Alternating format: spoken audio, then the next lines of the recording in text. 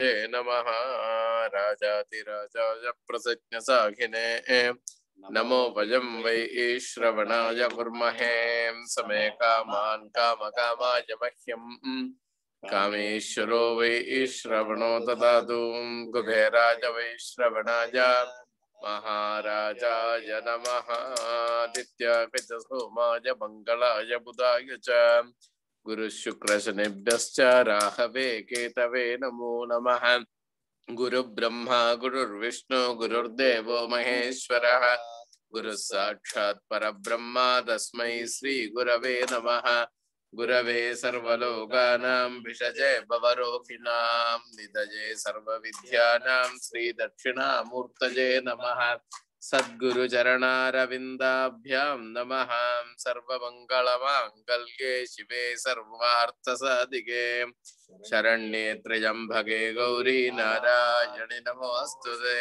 त्र्यम्बकं यजामहे सुगन्धिं पुष्टिवर्धनम् उर्वारुकमिव बन्धनान् मृत्योर्मुक्षीयमामृतात् नमो व्रतपतये नमो गणपतये नमः प्रमदपतये नमस्ते अस्तु लंबोदराय एकदन्ताय विघ्नविनाशिने शिवसुताय श्रीवरदमूर्तये नमो नमः वक्रतुंड महाकाय सूर्यकोटि समद्प्रभा निर्विघ्नं कुरु मे देव सर्वकार्येषु सर्वदा विनाशकादि समस्तारिहरदेवताभ्यो नमो नमः सर्व अपराध क्षमार्थं सर्वमंगल प्राप्त्यर्थं अलंकार पंचमुखदीपं दर्शयामि आचमनीयं समर्पयामि दिव्य रक्षां धरजामि इंद्रस्तोमेन पंचदशेन मध्यमिदं वातेन सकरेण रक्षा रक्षां धरजामि ओम हरा ओम okay sir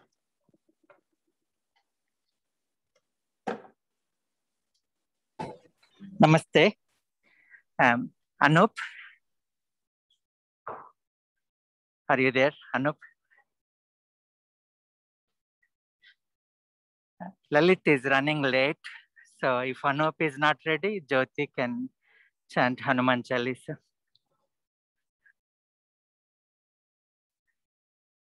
Hello, can you all hear me? Yes, yes. Okay. जय हनुमान ज्ञान गुण सागर जय कपीसति लोक उजागर रामदूत अतुलित बल धाम अंजनी पुत्र पवन सुत नाम महावीर विक्रम बजरंगी कुमति निवार सुमति के संगी कंचन वरन विराज सुबेसा कानन कुंडल कुंचित केसा हाथ वज्र और ध्वजा विराजे कांधे मूंज जनेऊ साजे शंकर सुवन केसरी नंदन तेज प्रताप महाजगवंदन विद्यावान गुणी अति चातुर राम काज करिबे को आतुर प्रभु चरित्र सुनिबे को रसिया राम लखन सीता मन बसिया सूक्ष्म रूप धरि सियहि दिखावा विकट रूप धरि लंक जरावा भीम रूप धरि असुर संहारे रामचंद्र के काज समारे लाए संजीवन लखन जियाए श्री रघुवीर हरषि उर लाए रघुपति कीन्ही बहुत बढ़ाई तुम मम प्रिय भरतहि सम भाई सहस बदन तुम रोयस गावे अस कहि श्रीपति कंठ लगावे सनकादिक ब्रह्मादि मुनीसा नारद सारद सहित अहिसा यम कुबेर दिगपाल जहाते कवि कोविद कहि सके कहाते तुम उपकार सुग्रीवहि कीन्हा राम मिलाए राजपद दीन्हा तुमरो मंत्र विभीषण माना लंकेश्वर भय सब जग जाना युग सहस्र योजन पर भानु, लील्योता ही मधुर फल जानु। प्रभु मुद्रिका मेली मुख माही, जलधि लांघि गए अचरज नाही। दुर्गम काज जगत के जेते, सुगम अनुग्रह तुम रे तेते। राम दुआरे तुम रखवारे, होत न आज्ञा बिन पैसारे। सब सुख लहे तुम्हारी सरना, तुम रक्षक काहू को डरना। आपन तेज समारो आपे, तीनों लोक हाँकते कापे।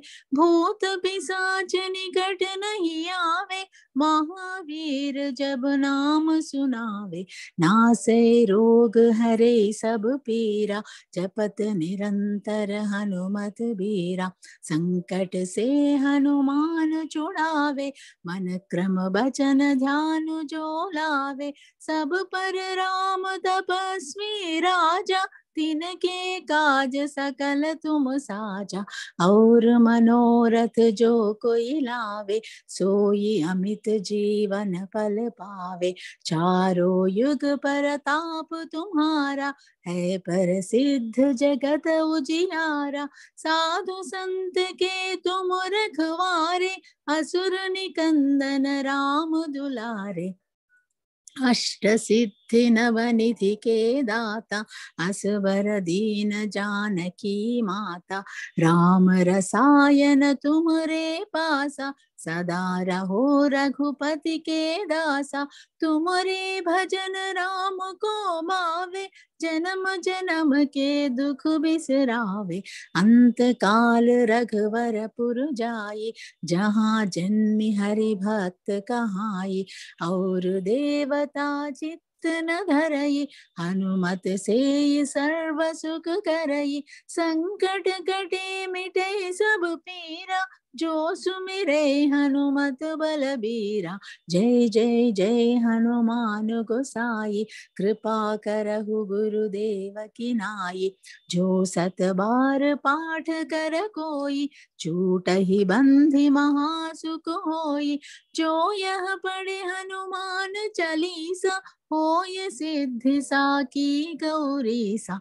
तुलसीदास सदा हरि चेरा, की जय नाथ हृदय महडेरा। पवन तनया संकट हरना, मंगल मूर्ति रूप। राम लखन सीता सहित, हृदय बसहु सुरभूप। Thank you.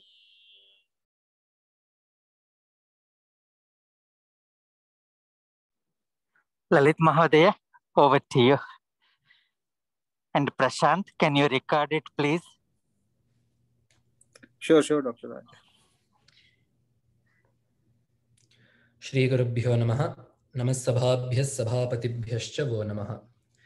Vedandasyam Giram Devim Sadguroh Padapankajam Jagadgurunshcha Shringadrishthitan Vandeartha Siddhaye Mala Sudha Kumbha Vibodha Mudra Vidya Virajat Karavari Jatam Apara Karunya Sudhamburashim Shri Sharadambam Pranatosmi Nityam Satyajnana Sukhaswarupamamalam Kshirabdhimadhyasthitam Yogarudhamati Prasanna Bhusha Sahasrojvalam Tyakshan Chakrapinakasabhayavaran Bibhranamarkachavim Chhatri Bhuta Phanindra Mindu Dhavalam Lakshmin Nrisimham Bhaje Bharati Karunapatram Bharati Padabhushanam Bharati Padamarudham Bharati Tirthamashraye Vidya Vinaya Sampannam Vitaragam Vivekinam Vande Vedanta Tattvajnam Vidhushekhara Bharatim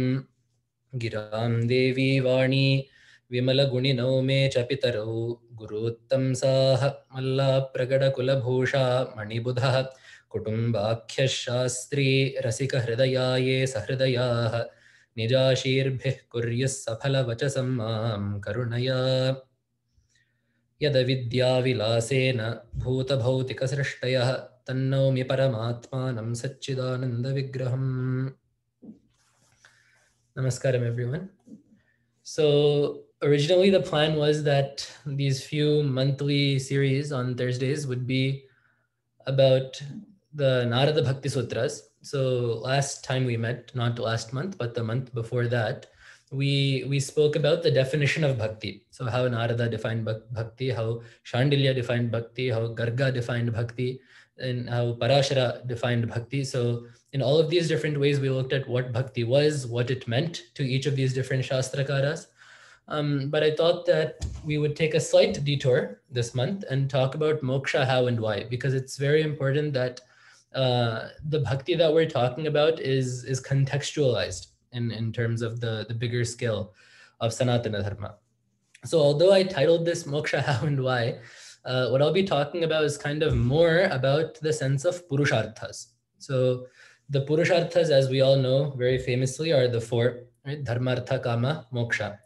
But the word Purushartha means Purushaihi Arthyate, iti Purushartha, that which is sought after by Purushas. Purusha here does not just refer to men, males, but it refers to humans in general. So the word Purusha itself is derived from Puri Shete, iti Purusha. So he who sleeps in the city, or he who dwells within the city, is called Purusha. So the city obviously being the body, right? Navadvare Pure Dehi naiva kurvan nakarayan, says Bhagavan. So this body is very frequently compared to a city with 9 gates, 9 doors, being the body with its navarantras, the eyes, ears, mouth, etc., etc. So Purusharthas means those things, or that which is sought after by anyone who is a human. So the goals of life for all human beings. So the Purusharthas are actually not even a Hindu value. These are not even just a dharmic value. These Purusharthas are a universal conception. So these Purusharthas are what our Maharshis have said. These are the things that are sought after by people all across the globe, regardless of their gender, regardless of their caste, regardless of their creed, regardless of their religion, regardless of where they live, regardless of their economic status, their social status, their political status. None of that matters. If you are a human, these Purusharthas will apply to you.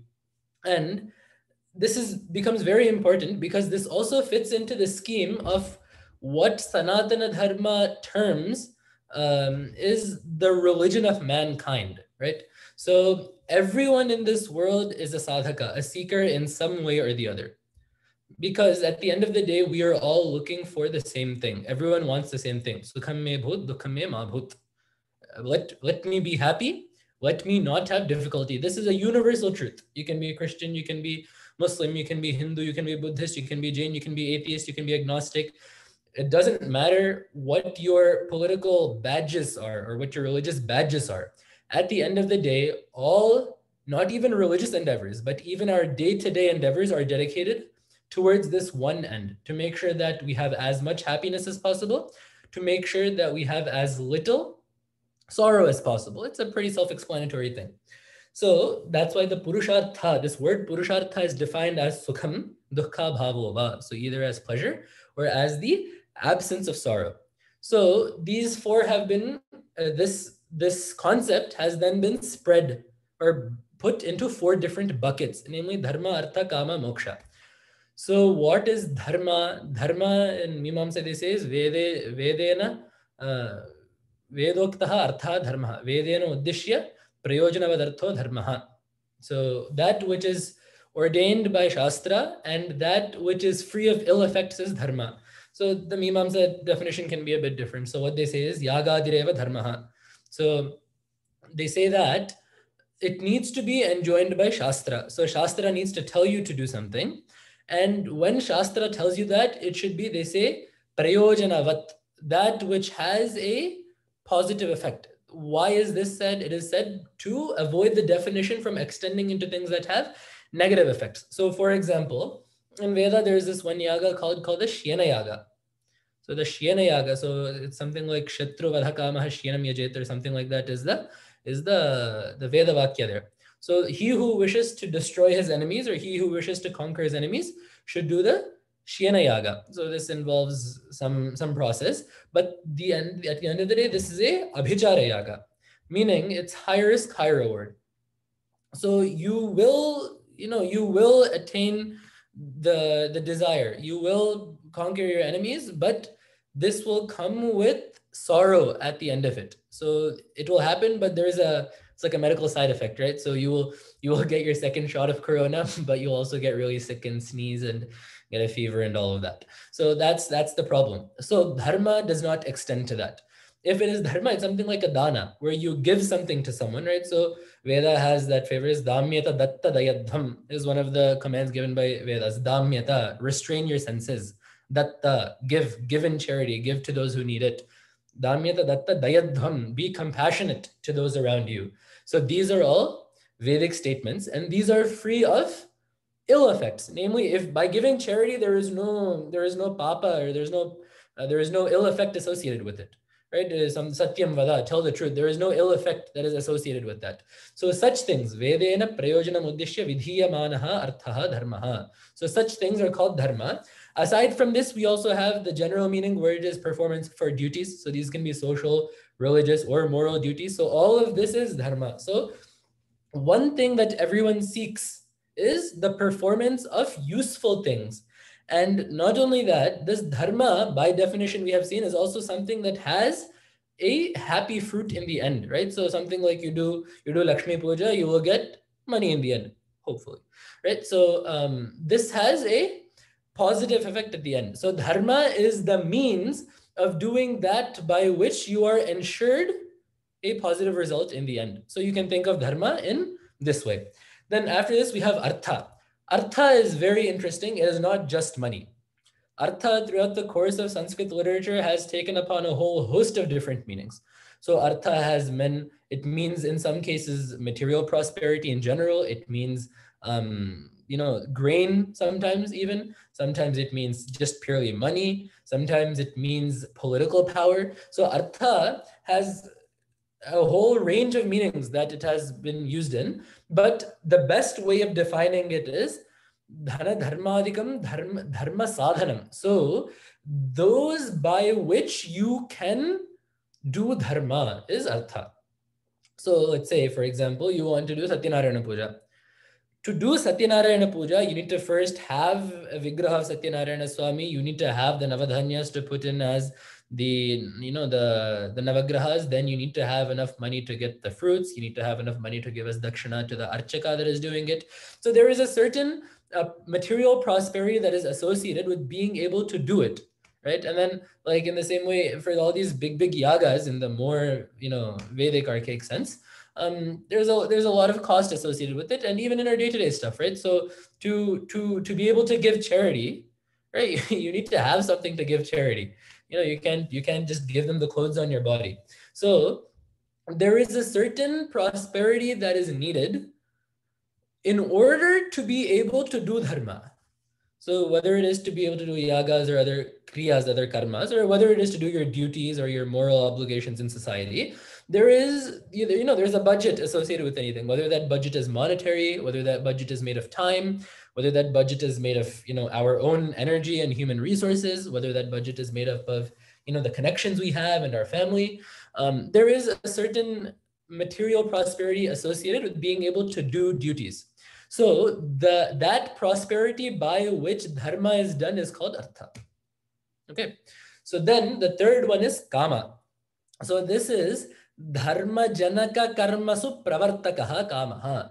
So that which incites one to perform dharmic activities is called kama. So for example, we have something like Pashukamaha needs to do the Vayavya Yaga. So like if you want material prosperity, they tell you to do the Vayavya Yaga. So kama is what? The desire that incites you to do dharma. Right. So let's say you want to go to Swarga. So the common Vakya in Mimamsa is Jyotishtoma Swarga Kamo Yajayata. So if you wish to go to Swarga, you must do the Jyotishtoma Yaga. Right. So what is kama? So what is dharma here? Doing the Jyotishtoma Yaga is dharma.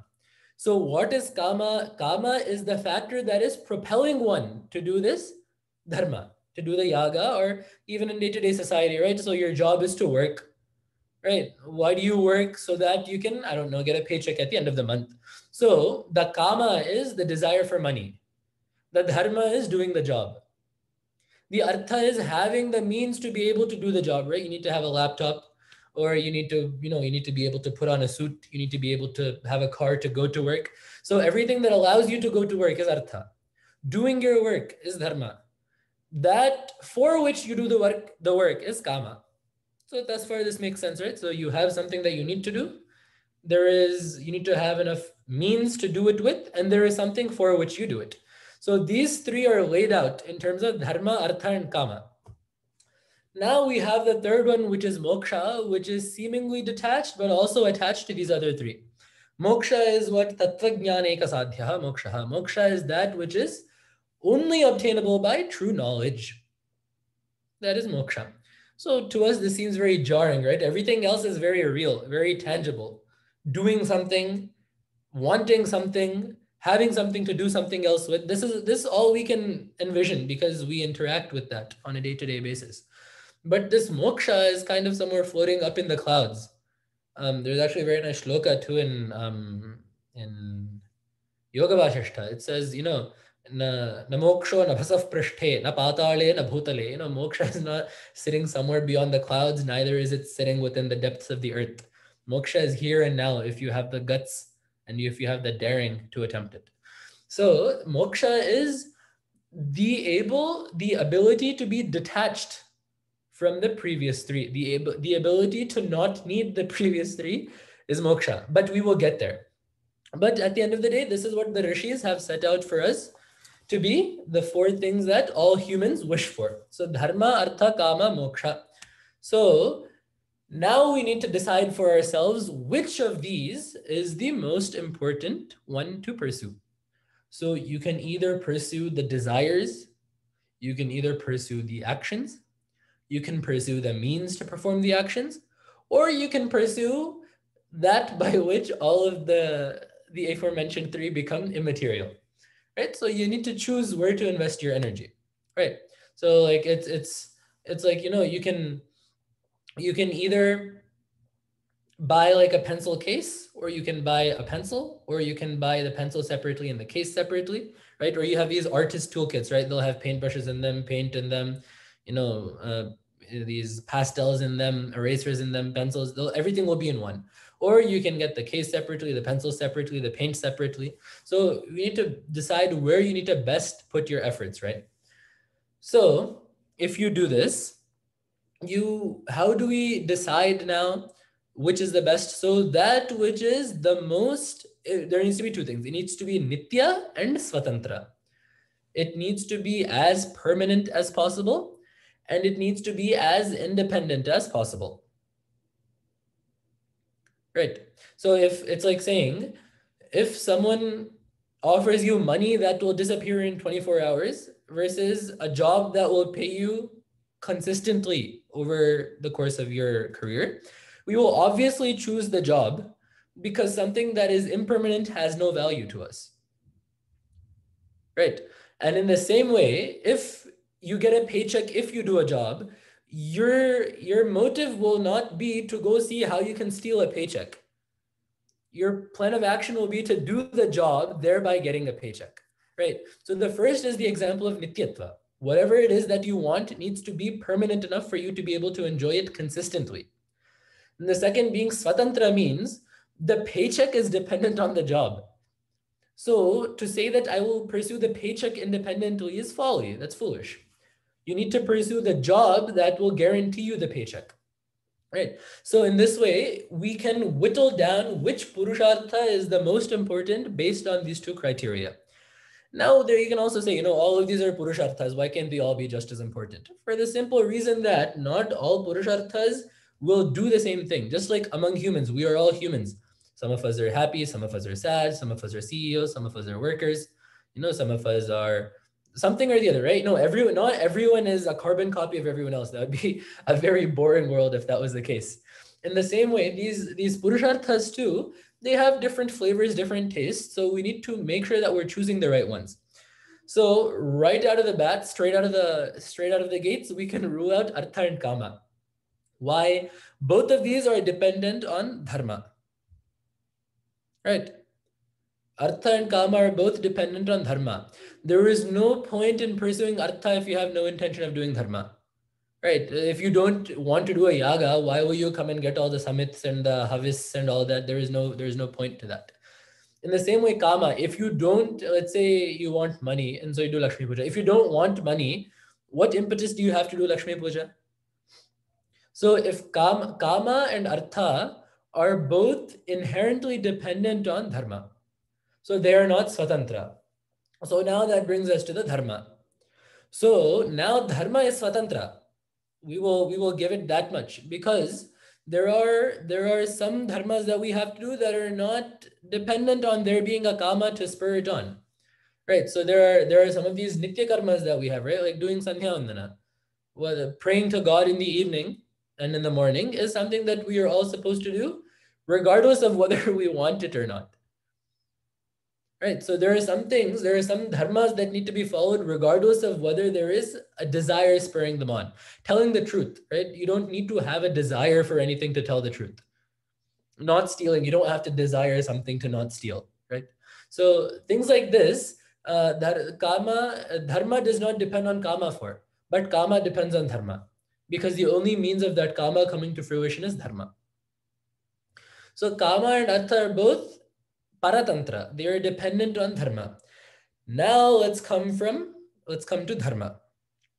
So what is Dharma? Dharma is the action that we do, right? So there are two types of this again. Like we said, one of these is the Dharma that I just talked about, where you don't need anything. The second one is the one where you're doing it for something. Like we talked about this, right? Jyotishtomena swarga kamo yajeta. If you want swarga, you do the Jyotishtoma yaga. So this is also a very subtle point. If by doing the Jyotishtoma yaga you want swarga, then which of these two is the greater? The yaga or swarga? Swarga, right? Obviously. So because if there is no swarga, you will not do the yaga. Now this is distinct from the kama. The desire to do swarga is separate from this. So the desire and the actual object of enjoyment are two separate things. So leave kama out of this right now. But between the yaga and swarga, you are only doing the yaga so you can get swarga. Meaning, which of those two then becomes the more important one? Namely, emotionally important, not in terms of cause and effect. Yaga, the swarga, right? But now this swarga is not permanent. By no means is swarga permanent. Kshine punya, there are plenty of Vaidika Vakyas, Smriti Vakyas, Shruti Vakyas to support this.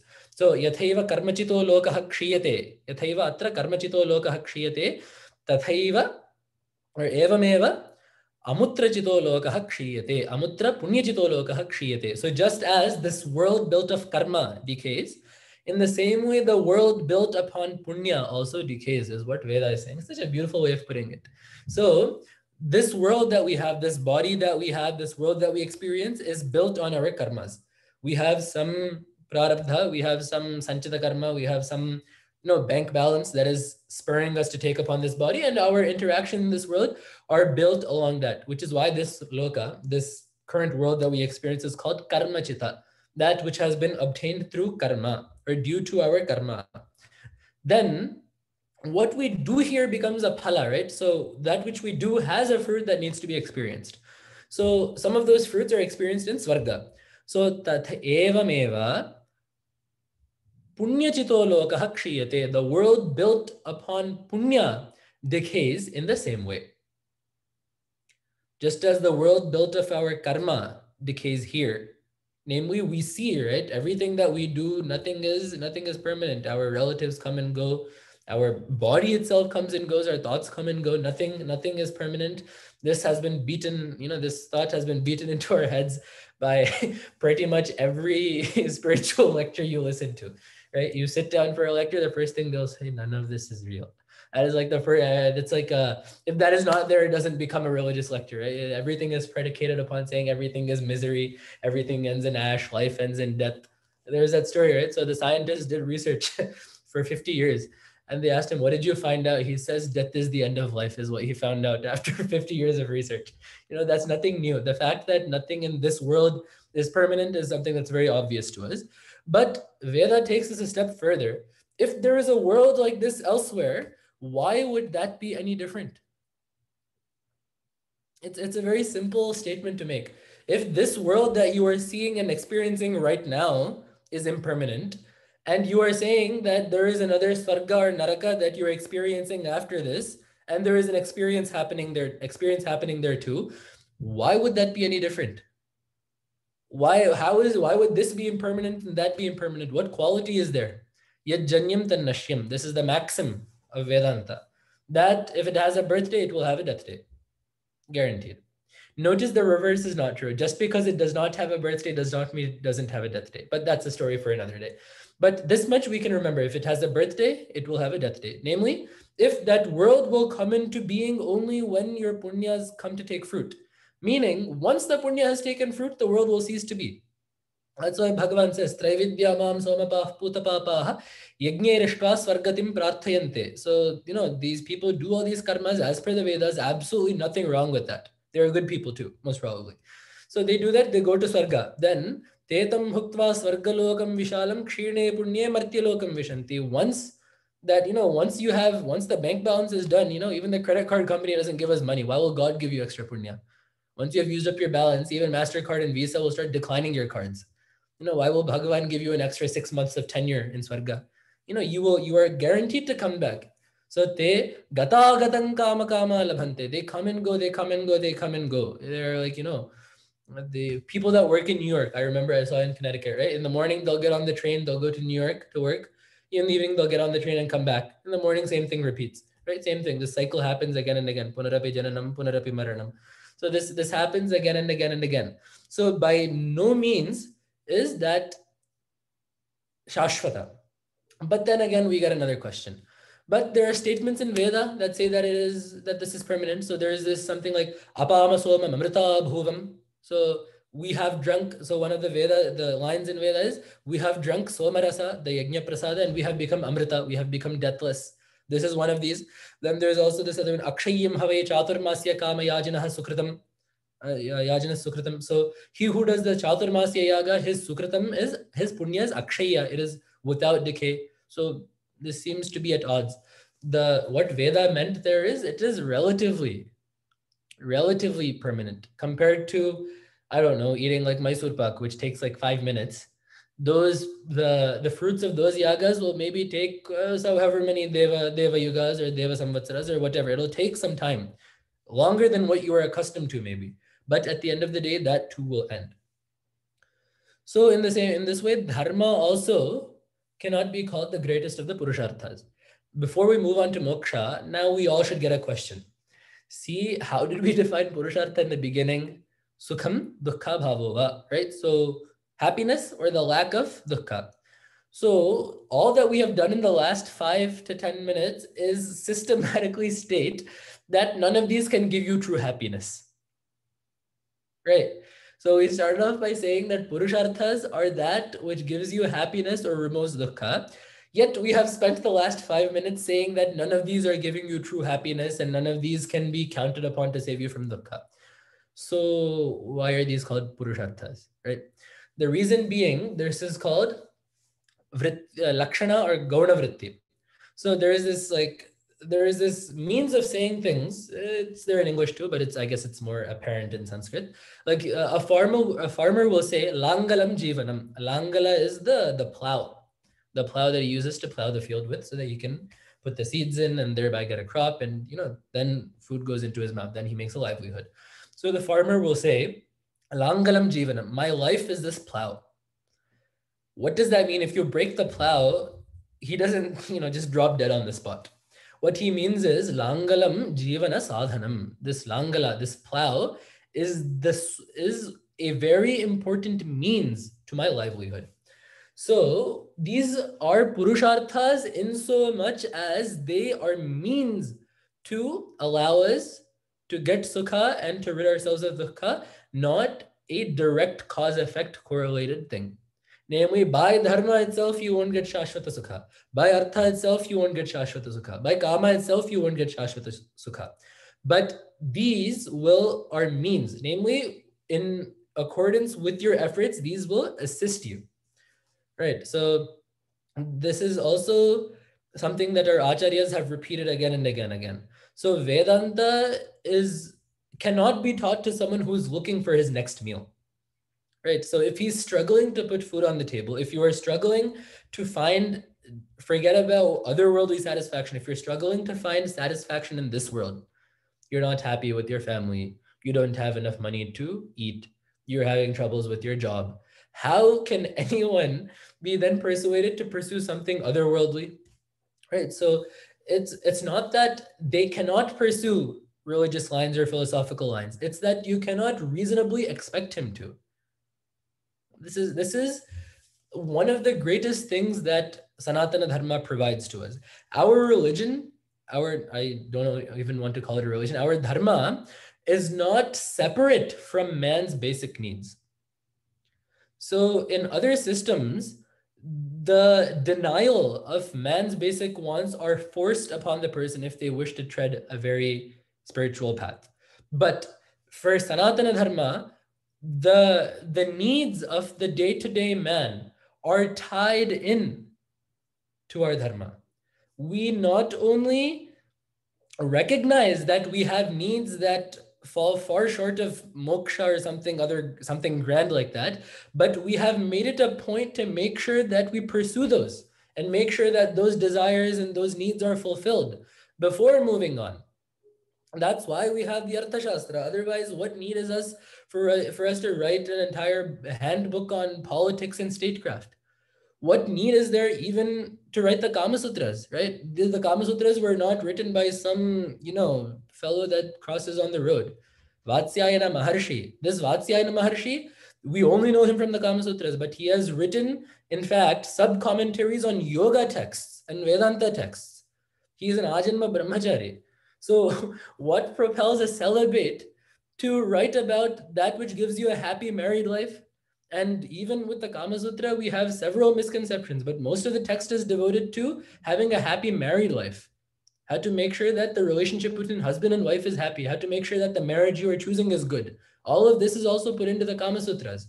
Because if every day you are waking up to do a Kurukshetra with your wife and your kids, where will there be time for Bhagavad Gita? We don't have a Krishna standing next to us. So if when you get up, money is a problem, family is a problem. If all of this is problematic for you, how will you have the mental peace to pursue something that transcends this world? Which is why the rishis say, Dharma, Artha, Kama. Kama, by the way, is not just the familial relations. Kama extends to everything else. Desire for money, desire for fame, all of that extends to it. I just gave that one text as an example. But our rishis recognize that these Dharma, Artha, and Kama must be part of human life if they wish to pursue moksha. So insofar as they need to satisfy the everyday human, they're good. But to get the absolute high goal, you must turn to moksha. So moksha is then left to be the Parama Purushartha. So what do we look for again? I repeat, Sukha and Dukkha Bhava. So Veda assures us that moksha will give us both. So Brahmavida apnoti param tadesha bhyukta is what Veda says. So Brahmavit param apnoti. He who realizes Brahman, knows Brahman, attains the highest state possible, the highest ananda possible. Te shatam Brahaspater Ananda. So, there is that Ananda Mimamsa where they give one human Ananda. 100 times of those is like some Gandharva Ananda. 100 times of those is Karma Devananda. 100 times of those is Devananda. So they basically build it up and they say that the top level, the ceiling of, if it can be called that, the ceiling of Ananda is Brahmananda. There is no happiness that can surpass it. So in terms of Sukha, that's as good as it gets. And then what about the Dukkha part? Tarati Shokam Atmavit is another Vedic statement. So he who knows the Atman crosses Shoka. So we also have Dukkha Bhava. So now we have gotten the requirement for it being Purushartha. Now next, we need it to be Nitya. Abrahma bhuvanalokah punaravartinorjuna mamupetyitu kaunteya punarjanma navidyate is what Bhagavan says in Gita. So Abrahma bhuvanalokah, up to Brahmaloka, these are all punaravartinaha. People go and come from them. You are born, you die, you are born again.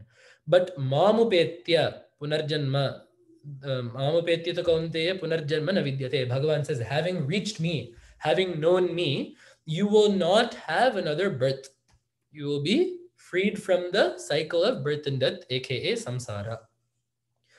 So now, again, we need to be questioned here. So when Bhagavan says mamupetya, having reached me, are we talking about reaching and going and sitting in front of a deity, or do we mean something else? So therefore, we then turn to another line in Gita. So,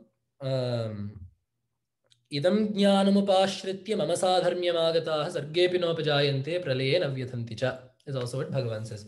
So idam jnanamupashritya, having attained this knowledge, mama sadharmyamagataha, they have attained, they mean jnanis, the realized souls, brahma jnanis, they have attained union with me.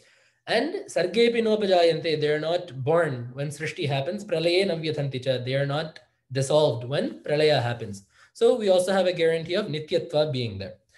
Also, somewhat on a side note, loke utpadya prapya samskarya vikaryanam anityatvam drishtam is what the Shastra says. So, utpadya, prapya, samskarya, vikarya, if anything falls into one of these four categories, then it is anitya. Utpadya, if it is produced, it is anitya. If it is samskarya, if it needs to be purified, it is not permanent. If it is vikarya, if it can change, it is not permanent. And prapya, if it is something that you need to attain, then it is not permanent. This is how nice our philosophy is. So, utpadya, we've talked about this before. Something is born, it must die. Jatasya dhruva mrityu, again, same maxim, right? So, then, prapya, that which you have to attain, that must be anitya. Now, again, we come into a question. This is why Shastra is built on this question, counter question, question, counter question system, because it allows for a solid understanding. So if moksha is a Purushartha, right? Meaning it is sought after by people. People want to attain moksha. And you are saying that which is attained is anitya. How does this work? That is true. So that would work if the definition of moksha was anything else. Moksha is our svarupe avasthanam, right? Even in yoga, this is how they define yoga. Tada drashtu svarupe avasthanam. Yoga is, or moksha is existing in your absolutely true nature. So this is what we call in Vedanta prapta praptihi parihrita pariharaha. So you are attaining that which you already have, and you are getting rid of that which you never had. You are attaining that which you already have, and you are getting rid of that which you never had. Namely, so to give an example, we see these feral children, right? So these people who have literally grown up with dogs or wolves, or they have not grown up amongst humans. So until they are taken in by a family of humans and they need to be told and shown that they belong to a different species, they don't know that they're human. And if you see them, they behave like dogs. If they've been raised by feral dogs, they like growl, they bark, they bite, they scratch, they walk on all fours. Until you tell them that they are human, they don't realize that, they're a Homo sapiens. So and then once they realize that, have they gotten anything that they didn't already have? They were always human. They were not aware of it. Or someone, someone's relative passed away and left them a large sum of money and they become very rich. A beggar became a millionaire overnight because the relatives left them money. He does not know about that. So you go to the beggar and you tell him you are a millionaire. And then he goes, I am by no means a millionaire. You see, here's my Bhiksha Patra. There are the steps of Tirupati, here are my tattered clothes. I am a beggar. I am not a millionaire. So then what has changed? Has he attained any money? No, he has just become aware of who he or what his true state is. So moksha is the same way. The attainment of moksha is not actually an attainment. It is a realization of what we already have. And pariharta parihara, you're getting rid of that which you never had. So if you are Atman, you never had a body. This world never existed because Atma is asanga. So you're getting rid of that which you never had.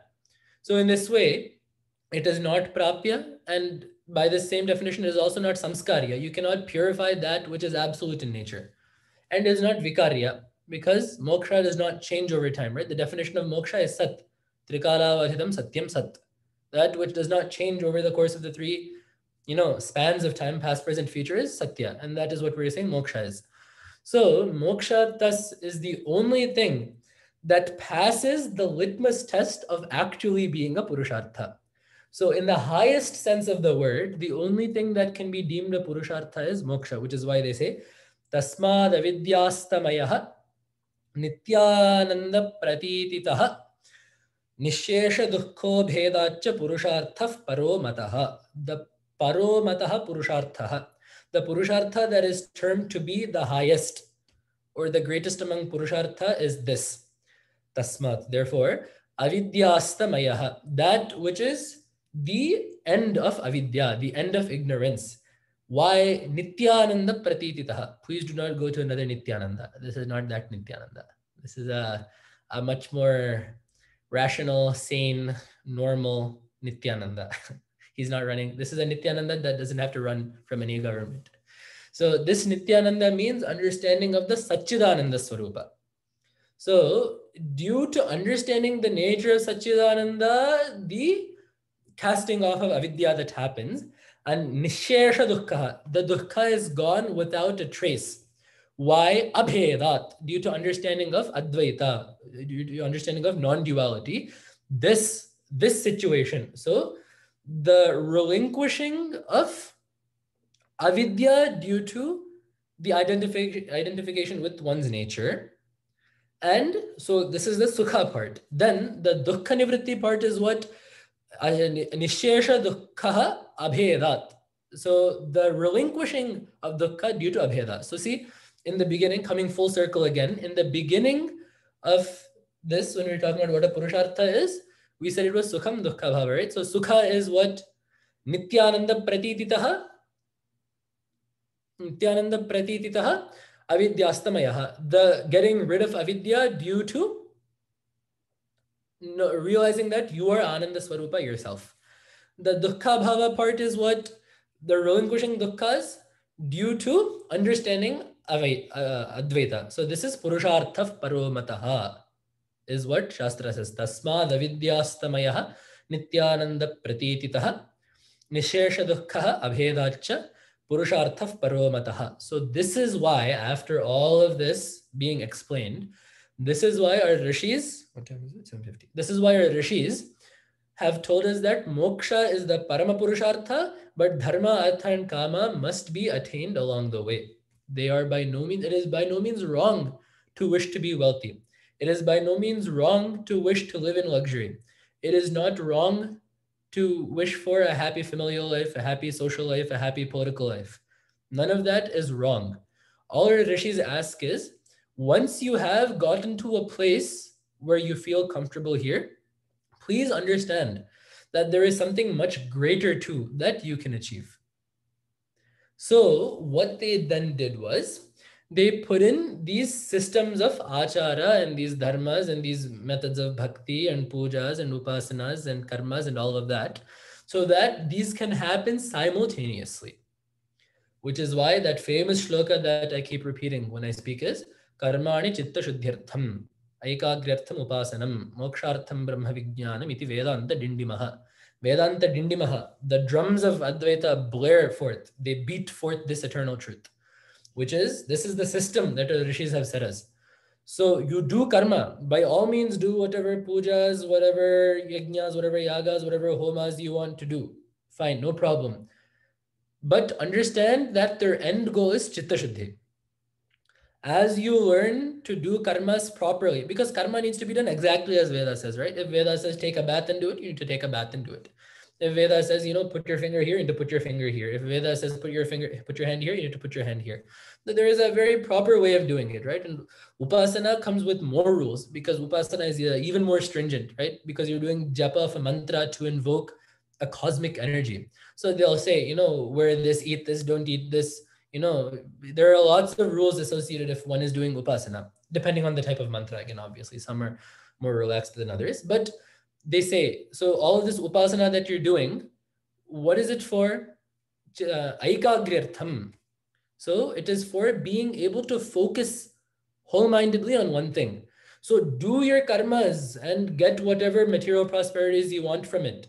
But also remember that any duties that you discharge have an end goal in Chitta Shuddhi. Do whatever upasana you want. Ask Lakshmi Devi for wealth. Ask Saraswati for knowledge. Ask Ganapati to get rid of your obstacles. Ask Shiva for Aishwarya. Ask Surya for good health. Do all of that. But remember that the best that can get you is ekagrata, be able to focus wholeheartedly, single-mindedly upon a single point of focus. But then you say, I want moksha. Will this not get me there? No, this will help. Mokshartham brahma vijnanam. If you want moksha, you must get jnana. Why? They give a very nice example here. We hold that this world is non-real. We do not say that the world is unreal. This is one of the problems that comes from studying Vedanta in English. What is this unreal, non-real? These are not words that we are accustomed to hearing. So this is what we call non-real means we cannot say it is real. Unreal means it is absolutely not real. So unreal in Shastra, we say like Shashashringa, the horn of a rabbit. The horn of a rabbit is by no means real.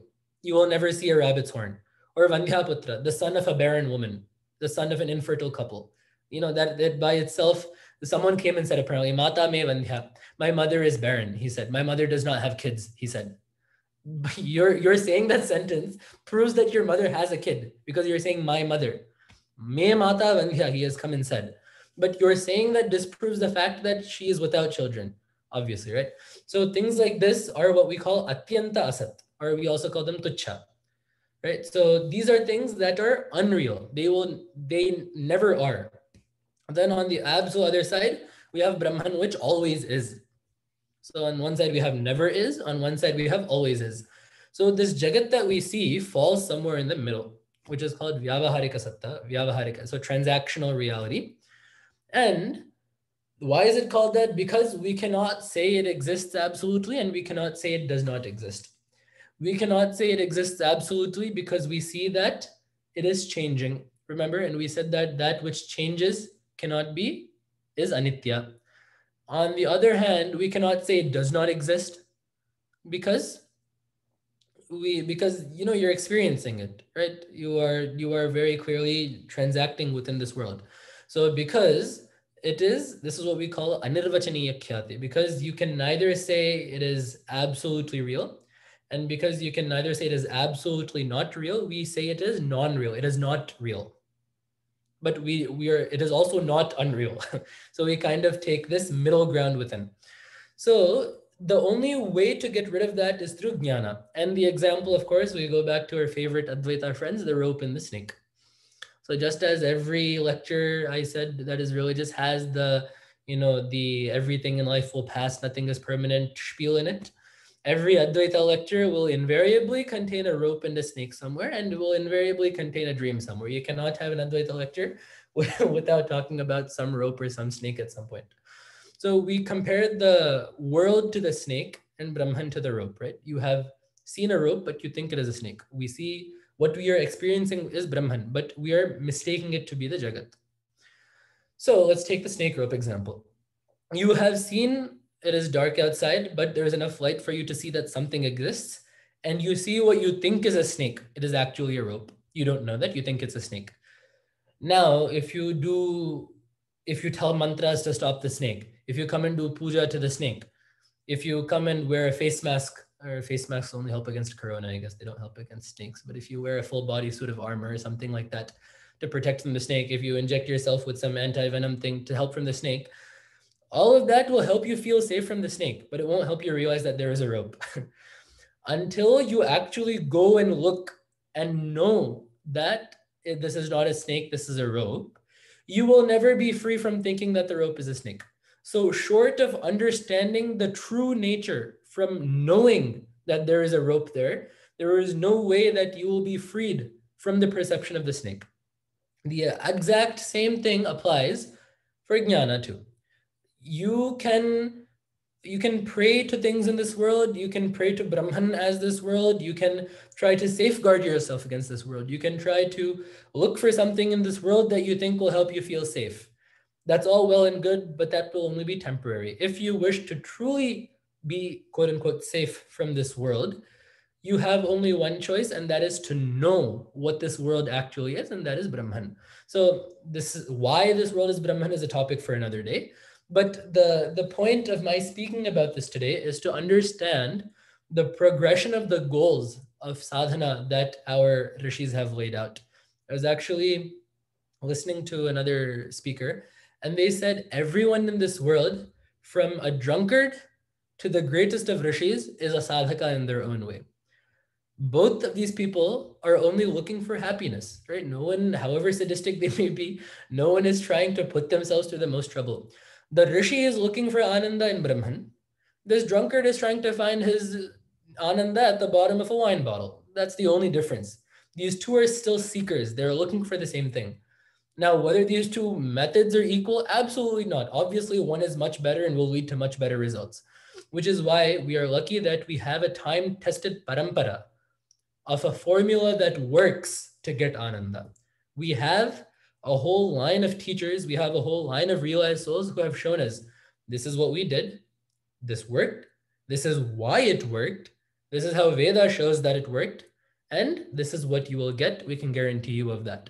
So while we're talking about the Bhakti Sutras and while we're talking about devotion to Bhagavan, about serving Bhagavan, about certain acharas and sampradayas that we most certainly must follow in life, and obviously devotion to God is a very important, Bhagavan is a very important part of our life, no doubt, but we need to also understand where the rishis mean this to fit in, right?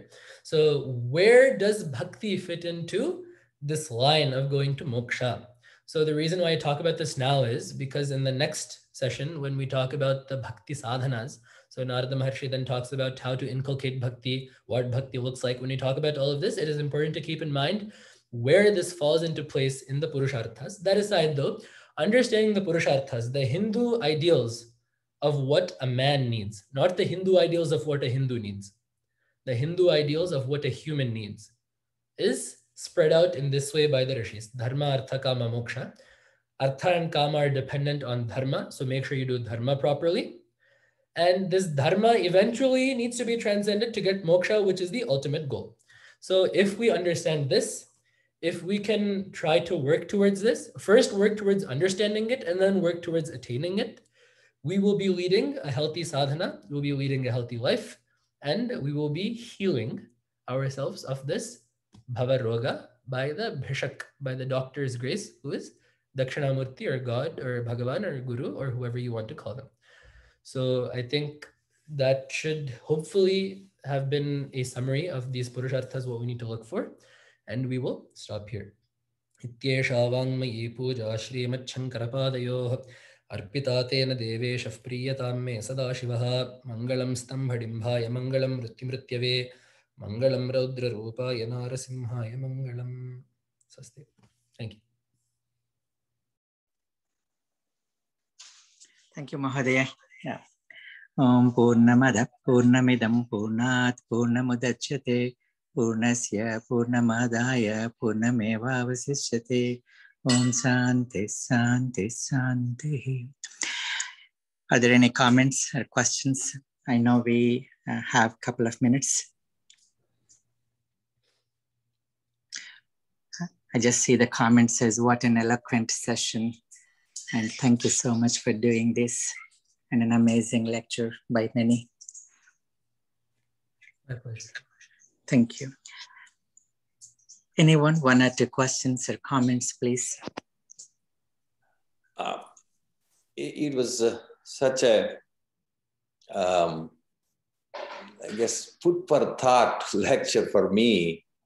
And you really put it in a very eloquent way, how the Artha and Kama flow through Dharma. I thank you very much. And I need to contemplate a lot more. What you have said today is such a condensation of our Sanatana Dharma. I hope we have more and more of these talks. Thank you. Thank you. Thank you. Thank you, Mahadaya. And just wanted to ask, where does this moksha sannyasa come into picture? Moksha sannyasa is not mokshasya sannyasa. It is mokshascha sannyasa. Oh, mokshascha sannyasa va. Astu. So sannyasa, I mean, Bhagavan says, right? Kamyanam karmanam nyasam sannyasam kavayo. So the sannyasa is taken two ways. So nyasa, very interestingly, both means to put close and also to put far away. Nyasa has both meanings. Like when you do anganyasa, we are taking the devata and putting them in the limb. But here, when we say nyasa in this, like kamyanam karmanam nyasam, we mean putting it far away. So the sannyasa there that Bhagavan is talking about is gaurana sannyasa. So the mental renunciation that comes from having tushti, from having a dispassion towards worldly pleasures. So by basically, in terms of what I have said today, realizing that moksha gives you something more than dharma, artha, and kama, and so your efforts are better off pursuing moksha predominantly rather than pursuing dharma, artha, kamas. So actually, I didn't even mention this, but in these Purusharthas, these are split into two again. There is Trivarga and Apavarga. So these dharma, artha, kamas are clubbed together into one ball called Trivarga. And Apavarga moksha is separate from these. It's different. So the band of people that are looking for these are supposedly different. But anyway, coming back to moksha sannyasa, it is doing sannyasa for the sake of moksha. And then the other meaning of sannyasa is satinyasaha. So meaning, namely, putting oneself in sat. Sat being here Brahman, Paramatma. So in that sense, moksha sannyasa is being discussed in Gita. So in terms of doing nyasa of the kamya karmas and doing nyasa of sat. One is nyasa, one is nyasa. Thank you. Thank you so much. Thank you. Yeah, can we conclude then? Thank you. We really look forward to next month's session. Sure. I know we missed last month, but yeah, then we will do next month. My dharma needed me to take an exam, so. Of course. Yeah, definitely. No, that comes first. And thank you so much. And we'll be fortunate if you could do next month. And I'll be in touch. Thank you. Shubharatri. Shubharatri. Thank you, Shubharatri.